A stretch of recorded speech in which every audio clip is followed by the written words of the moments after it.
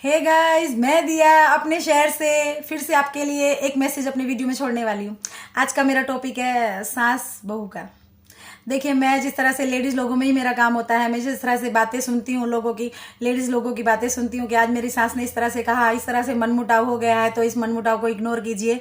ये डिप्रेशन का माहौल चल रहा है इस टाइम, देश में डिप्रेशन का माहौल चल रहा है इस टाइम।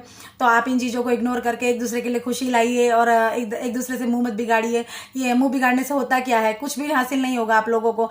थोड़ी देर के लिए बुराई, ठीक है, बुरा लगता है बातों को, फिर उस बात का सोल्यूशन निकालिए। और इस तरह से एक दूसरे के पूरा दिन आप लोग खराब कर देते हो। ऐसा नहीं करना चाहिए। सास अगर सास ससुर बीमार पड़ते हैं तो बेटी बहू जो बन के आती है वो आपका ख्याल रखेगी। आप करो या ना करो, उसे तो अपनाना ही है। देखो, वो दूसरा घर छोड़ के आपके पास आई है, तो आप इस तरह से दिमागी तौर से किसी को परेशान नहीं कर सकते हैं आप लोग कि आप हमारे घर में आई हैं, आप कुछ लेकर नहीं आई हैं, ऐसा नहीं करना है, वैसा नहीं करना है, आपको वो चीज़ें नहीं खानी है, वो चीज़ें नहीं बनानी है। आप नहीं कर सकते। आपको नहीं, कोई हक नहीं है किसी को इस तरह से बोलने का। देखिए, सास भी कभी बहू थी, आप तो सीरियल देख ही चुके हैं वो। तो जिस तरह से एक सास ने पहले बहू के रूप में ये सब कुछ स्वीकार किया है, तो आपको समझना चाहिए कि बहू भी इस चीज़ों को फेस करती है, इन चीज़ों से ही निकलती है। तो फिर आपको इनको पूरा साथ देना चाहिए, पूरा साथ देना चाहिए। मैं तो बोलती हूँ कि बहू को बेटी ही बना के रखिए। ठीक है, आप बेटी नहीं बना सकते तो बहू को बहू ही रहने दीजिए, पर उसका स्वीकारिए यार, दिल से उसका वजूद अपने घर में रखिए। उसका एक वजूद होना चाहिए घर में। तो मैं यही मैसेज देना चाहती हूँ इस वीडियो के थ्रू कि आप बेकार की फिजूल की बातों में, इन समाज में कुछ होते हैं पंचायती लोग, इस तरह से आपका दिमाग खराब करते हैं कि आपकी बहू ने ये नहीं किया, वो नहीं किया। ठीक है, अपने दिल की बात सुनिए। आपको इधर उधर की बातें सुनने की जरूरत नहीं है, अपने घर का माहौल खराब करने की जरूरत नहीं है।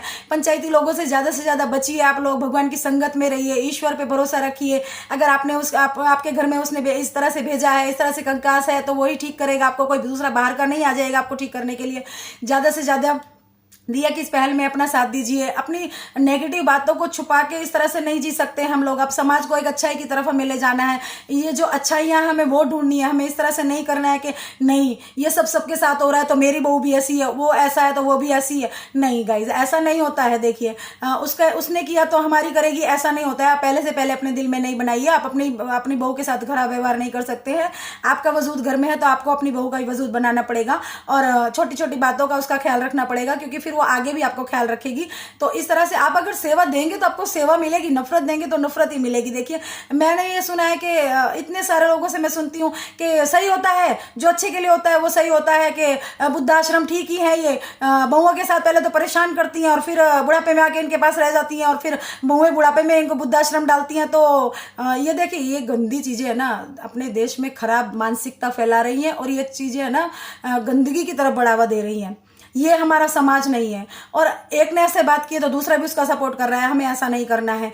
ठीक है, आप माफ कीजिए, एक दूसरे को माफ करना सीखिए। आपको माफ भी करना ही पड़ेगा, क्योंकि हम नारी हैं। हमें नारी शक्ति पता होनी चाहिए, क्योंकि हम नारी का अवतार है। और हमें इस तरह से माफी हमारा पहला सबक है। जिंदगी का पहला सबक हमारा माफी ही है और हमें माफ करना पड़ेगा। हमें एक दूसरे को गंदी चीजों में हमें सपोर्ट नहीं करना है कि उसकी बहू ने इस तरह से परेशान किया तो सासू माँ चली गई, और सास ने इस तरह से परेशान किया तो बहू नहीं रख रही है। इस तरह से हमें नहीं करना है। हमें एक दूसरे का ख्याल रखना है, अपने मम्मी पापा, अपने सास ससुर का इस तरह से ही ख्याल रखना है। गाइज, मैं यही बोलती हूँ कि छोटी छोटी बातों के लिए त्याग करिए। छोटी छोटी बातों में आप एक दूसरे का ध्यान रखिए। मैं सास बहू के रिश्ते की ही बात कर रही हूँ। आप किसी की पंचायत में ध्यान ना दीजिए कि इस तरह से वो बुराई करना है, तो आप जज ना कीजिए अपनी बहू को कि वो भी हमारे साथ ही ऐसा करेगी। मैं इन छोटी छोटी चीज़ों में इसलिए बोल रही हूँ कि अब छोटी छोटी चीज़ें फिर बड़ा रूप ले लेती हैं गाइज। बड़ा रूप ले लेती हैं तो झगड़े होते हैं, झगड़े से छुट्टा छेड़ा हो जाता है, छुट्टा छेड़ा मीन्स तलाक हो जाता है।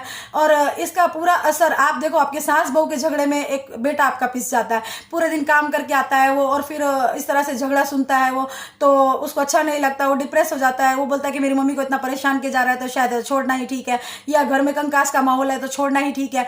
बहू को बेटी की तरह रखिए और बहू को भी इस घर का माहौल संभालना पड़ेगा, क्योंकि वो अपना ही घर है उसका। इस तरह से मत सोचिए कि मैं एक घर छोड़ के आई हूँ तो दूसरा घर भी मेरा नहीं है। ठीक है, सबको समझने में टाइम लगता है, संभालने में टाइम लगता है गृहस्थी को। तो आप लोग, मेरी हाथ जोड़ के विनती है आप लोगों से कि आप समझ शक्ति का परिचय दीजिए अपना, और संपन्न रहिए, और मेरे चैनल को सब्सक्राइब कीजिए, मुझे फॉलो कीजिए, और कमेंट बॉक्स में मेरे लिए मैसेज छोड़िए। आप बता सकते हैं मुझे किस टॉपिक पे बात करनी है और किस तरह से आपको मेरे टॉपिक लगते हैं। Thank you so much guys. अब समाज को अच्छाई की तरफ हमें ले जाना है, अच्छे अच्छे विचार हमें लाने हैं, अपनी सोच को बदलना पड़ेगा हर नई सुबह के साथ में। Thank you so much, bye bye.